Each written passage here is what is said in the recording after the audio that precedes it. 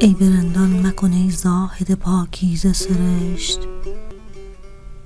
که گناه دگران بر تو نخواهند نوشت.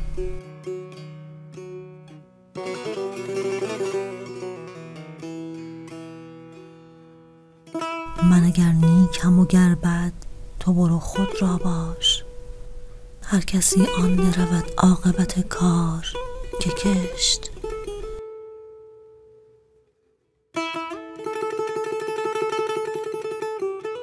همه کس طالب یارند، چه هوشیار و چه مست، همه جا خانه عشق است، چه مسجد چه کنشت.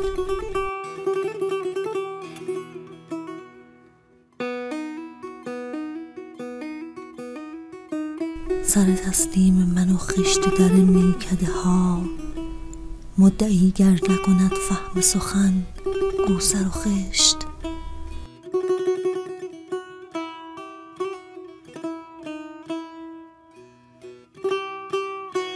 ناامیدم مکن از سابقه لطف ازل، تو پس پرده چه دانی که خوب است و که زشت.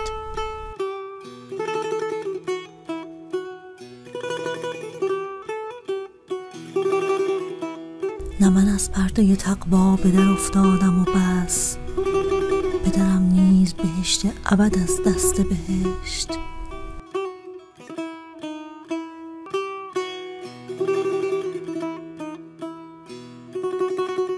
حافظا روز اجل گر به کفاری جامی، یک سر از کوی خرابات برندت به بهشت.